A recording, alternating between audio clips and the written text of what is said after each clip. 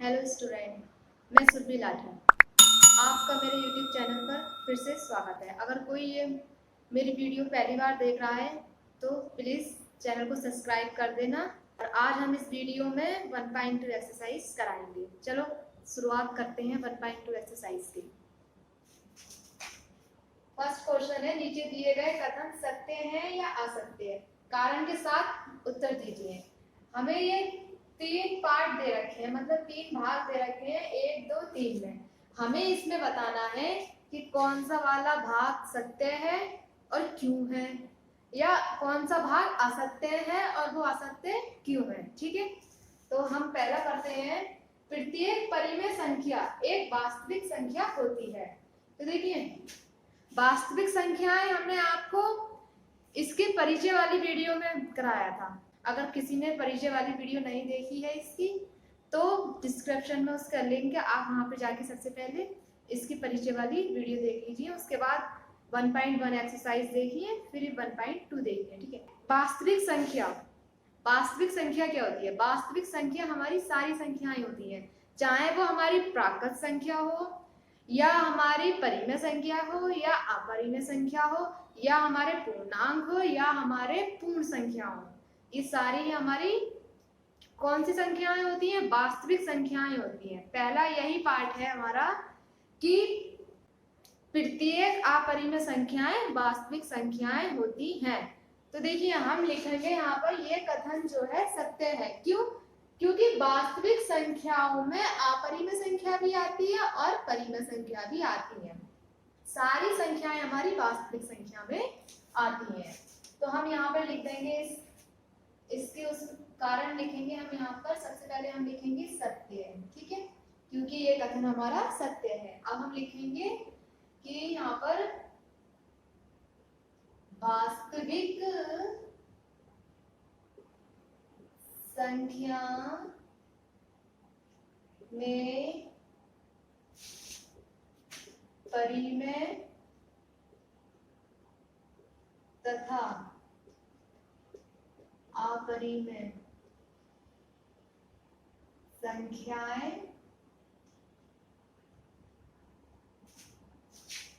आती हैं। ठीक है, संख्या रेखा का प्रत्येक बिंदु वर्गमूल m के रूप का होता है। ठीक है, जहां m एक प्राकृत संख्या है। संख्या रेखा पर हम जब संख्या उस पर लिखते हैं तो संख्या रेखा पर जो संख्याएं आती हैं हमारी, ऋणात्मक संख्याएं भी आती हैं, धनात्मक संख्याएं भी आती हैं और शून्य भी आता है हमारा। ठीक है, तो वो यही कह रहा है कि संख्या रेखा का प्रत्येक बिंदु, अगर रूट m, इसको हम हिंदी में वर्गमूल को रूट भी बोलते हैं। ठीक है, या मैं रूट m बोल दूं या वर्गमूल m, बात एक ही है। ठीक है, रूट m के रूप का हो जहां m एक प्राकृत संख्या है, और ये m जो है इस वर्गमूल के अंदर ये एक प्राकृत संख्या है। प्राकृत संख्या कौन सी होती है? 1 से लेके स्टार्ट होती है, 1, 2, 3 और अंत तक जाती हैं वो। हम इसमें लिखेंगे असत्य है, क्योंकि संख्या रेखा पर जो आते हैं हमारे सारे धनात्मक और ऋणात्मक संख्याएं आती हैं। ये संभव नहीं है कि वो वर्गमूल में भी आए। ठीक है, इसलिए हम इसको असत्य बोलेंगे। तो ये हो जाएगा हमारा असत्य। ठीक है, संख्या रेखा पर ऋणात्मक तथा धनात्मक संख्याएं होती हैं। ठीक है, यह संभव नहीं है कि प्रत्येक बिंदु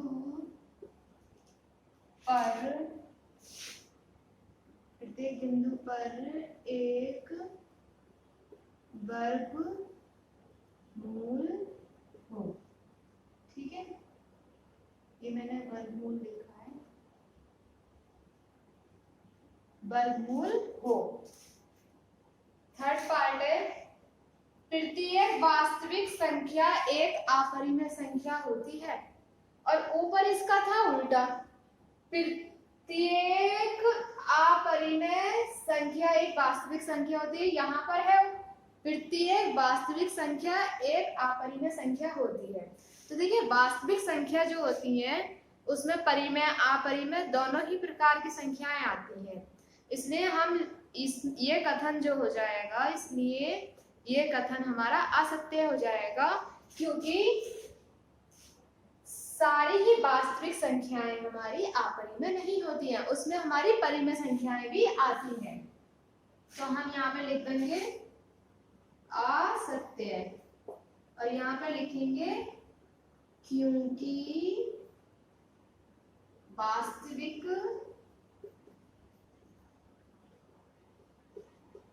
संख्याओं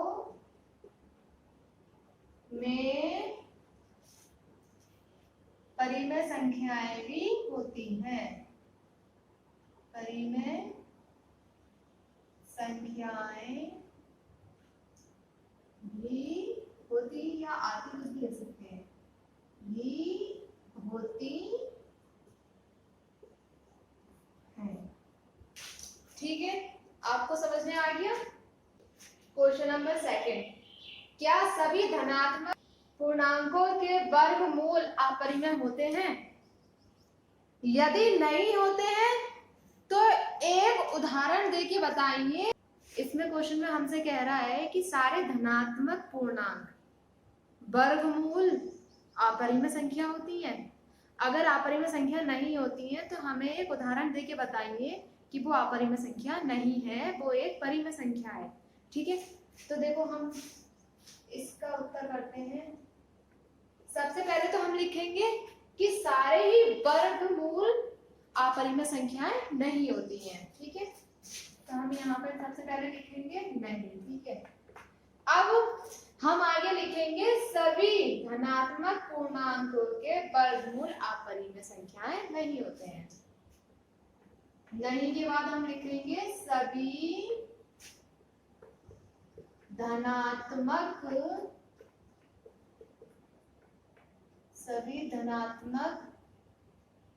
पूर्णांकों के वर्गमूल अपरिमेय नहीं होते हैं। ठीक है, इतना तो आगे समझ लें। कैसे नहीं होती है, देखो अगर हम एक धनात्मक पूर्णांक ले लेते हैं एक, हमने एक लिया, इसके ऊपर अगर मैं वर्गमूल लगा दूं, जो हमारा प्रश्न कह रहा है हम उसी के अनुसार चले। ठीक है, हमने एक के ऊपर वर्गमूल लगा दिया। अगर हम एक को हटाएं तो देखो एक का मतलब क्या होता है, 1 × 1। अगर एक की हम 2 बार भी गुणा कर दें तब भी हमारा एक ही आएगा। क्यों? एक का वर्ग और ऊपर हमारा वर्गमूल लग गया। तो इस घात से घात 2, इसको घात 2 बोलो या एक का वर्ग बोलो। ठीक है, इस घात 2 से ये हमारा वर्गमूल कट जाता है और क्या बचा, हमारा 1 बचा। तो देखो जब हमने वर्गमूल 1 निकाला तो 1 आंसर आ गया। ऐसे ही अगर हम वर्गमूल 4 को खोलें तो देखो 4 किसका वर्ग होता है? सबसे पहले हमें पता होनी चाहिए वो संख्या किसी का वर्ग होता है। वर्ग का मतलब है उस एक ही संख्या की 2 बार गुणा करना किसी नंबर से। तो जैसे 4 का जो वर्ग होता है 2 × 2, अगर हम 2 × 2 लिखें तो ये 4 ही आंसर आ जाएगा। इसको हम लिख देंगे 2 का घात 2। इस घात 2 से हमने ये वर्गमूल काट दिया तो आंसर कितना आ गया, 2 आ गया। तो तो वर्गमूल 4 2 बन गया। और ये इस समय क्या था, अपरिमेय। लेकिन जब हमें पता है कि ये 4 जो होता है 2 का वर्ग होता है, और 2 के वर्ग से हमारा वर्ग, उस 2 के वर्ग से हमारा वर्गमूल कट गया, उस घात से वर्गमूल कट गया, तो हमारा आंसर 2 आ गया। और ये हमारा क्या बन गया, अपरिमेय। इसी तरीके से अगर हम वर्गमूल 9 ले लें तो देखो 9 किसका होता है, वर्ग 9 होता है हमारा 3 गुणा 3, तो कितना हो जाएगा, 3 की घात 2, और इस घात से ये कट गया तो कितना आ गया, 3।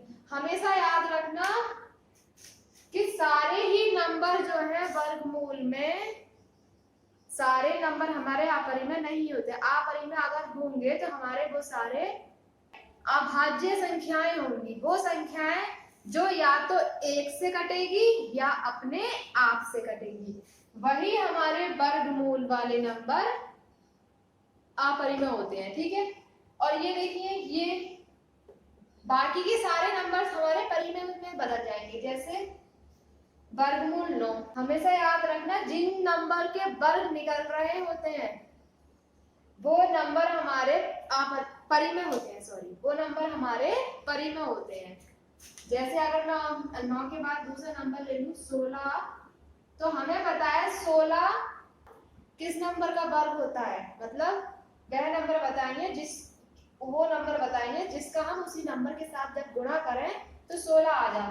जैसे 4 की अगर हम 4 के साथ गुणा करें तो हमारा आंसर कितना आ गया, 16 आ गया। तो हम इस 16 की जगह क्या लिख सकते हैं, 4 गुणा 4 लिख सकते हैं ना। अब इस 4, देखो 4 2 बार है, इसका मतलब हम इस 4 को 4 की घात 2 लिख सकते हैं, और ऊपर क्या चल रहा है, वर्गमूल। अब इस वर्गमूल से ये घात कट गई, क्या बचा हमारे पास, सिर्फ 4। इस तरीके से इसमें पूछा तो हमसे एक ही उदाहरण था, लेकिन हमने आपको 4 उदाहरण बता दिए ताकि आपको ये अच्छी तरीके से समझने आ जाए। ठीक है, ये इसका आंसर हो गया। क्वेश्चन नंबर 3 ये कह रहा है, दिखाइए कि संख्या रेखा पर वर्गमूल 5 को किस प्रकार से निरूपित किया जा सकता है। मतलब हमें संख्या रेखा पर, ये एक संख्या रेखा है, जैसे 0 1 2 3 4, और इधर चलते हैं हमारे माइनस के नंबर। ठीक है, हमें इस संख्या रेखा पर ये वर्गमूल 5 दिखाना है, किस स्थान पर आएगा, हमें इस संख्या रेखा पर दिखाना है। तो देखिए किस तरीके से दिखाएंगे। सबसे पहला हमें क्या दिखाना है, हमें √5, ये वर्गमूल 5 दिखाना है। वर्गमूल 5 को हम संख्या रेखा पर पाइथागोरस प्रमेय, हम इसे पाइथागोरस प्रमेय से दिखाएंगे। ठीक है, पाइथागोरस प्रमेय क्या होती है, फॉर्मूला होता है उसका एक, याद होगा, नहीं तो देखो हम बताते हैं, परेशान क्यों होना, हम हैं तो इसलिए है। कर्ण का स्क्वायर मतलब कर्ण की घात 2 बराबर लंब की घात 2 प्लस आधार की भी घात 2, ये हमारा फॉर्मूला होता है पाइथागोरस का। अब तो याद आ गया होगा क्या होता है फॉर्मूला। देखो अब हमें एक त्रिभुज बनाते हैं, उसमें दिखाते हैं कि कौन सी वाली भुजा हमारी आधार होती है, लंब होती है और कर्ण होती है। और ये हम उस त्रिभुज पे दिखा सकते हैं जो हमारा 90 डिग्री का होता है। ये 90 डिग्री के पे ही दिखा सकते हैं हम, 90 डिग्री वाले ही त्रिभुज पर दिखाएंगे हम। देखो ये एक त्रिभुज है, ठीक है, 90 डिग्री का है, त्रिभुज है ये 90 डिग्री का। जहां हमारा ये 90 डिग्री बना हुआ है कोण, इसके सामने वाली जो भुजा होती है उस भुजा को हम कर्ण कहते हैं, और ये भुजा हमारी सबसे बड़ी भुजा होती है। और जिस पर ये लंब होता है, जिस पर ये टिका हुआ होता है, 90 डिग्री का एंगल बना हुआ होता है, उसकी नीचे वाली साइड जो होती है, नीचे वाली भुजा, उस भुजा को हम आधार कहते हैं, और जिस पर ये लंब गिरा हुआ होता है उसको हम लंब कहते हैं, ठीक है। ये तो आ गया समझ में कौन सी कर्ण है, कौन सी आधार और कौन सी लंब है। कर्ण भुजा जो होती है आधार को और लंब को दोनों के वर्ग करने के बाद जब जोड़ते हैं तो वो हमारा कर्ण का वर्ग आता है। यही हमने यहाँ पर फॉर्मूला लिख दिया है। अब देखिए हमसे वो क्या कह रहा है, वर्गमूल 5 निकालिए।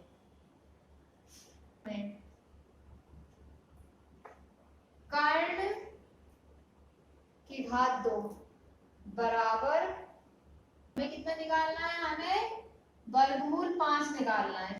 कर्ण हमें √5 दे रखा है, ऐसे मान लीजिए ये √5 दे रखा है कर्ण, ठीक है। जब का स्क्वायर ऐसे समझिए, और ये है हमारा लंब की घात 2 प्लस आधार की घात 2।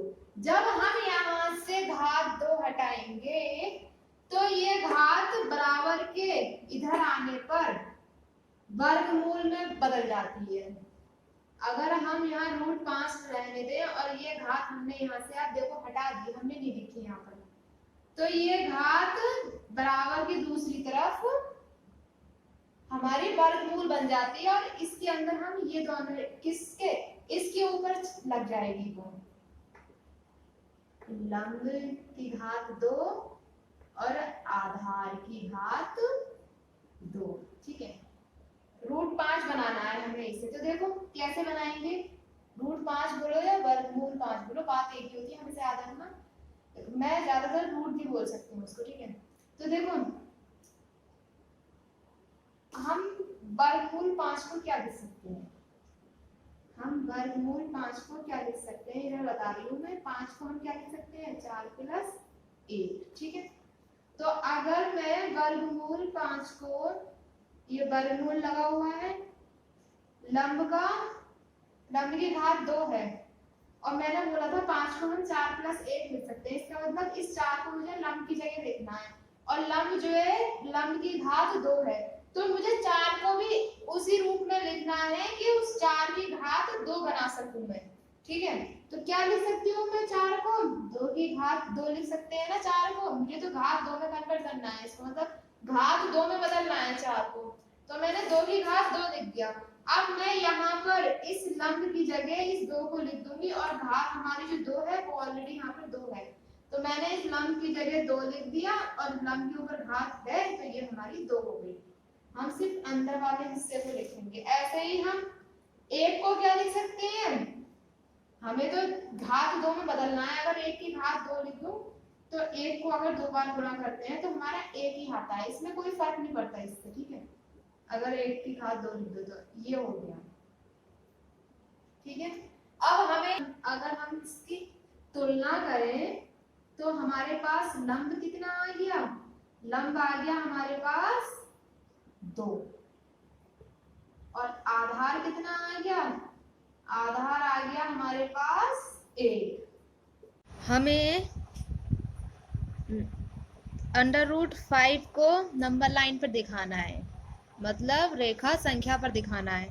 हमारा लंब कितना था, लंब था हमारा 1, और आधार हमारा 2 था। सबसे पहले हम क्या करेंगे, सबसे पहले हम एक नंबर लाइन खींचेंगे, ठीक है। लाइन खींचते हैं, ठीक है।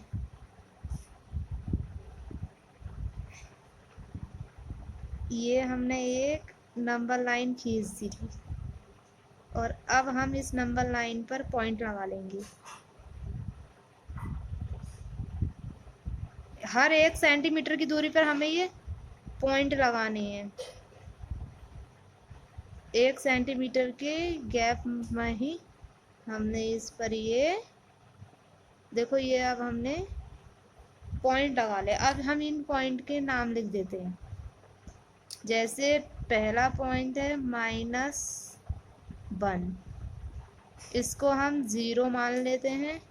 ये 1 है, ये 2 है, ये 3 है और ये 4 है, ये वाला 5 है। ठीक है, अब देखिए हम 0 से आधार कितना है हमारा 2 है, हम 0 से 2 तक चलेंगे तो 2 यहीं तो पहुंचेगा, ये 2 ये हमारा आधार है। ठीक है, इतने डिस्टेंस लेंगे हम, इतनी दूरी लेंगे हम आधार की।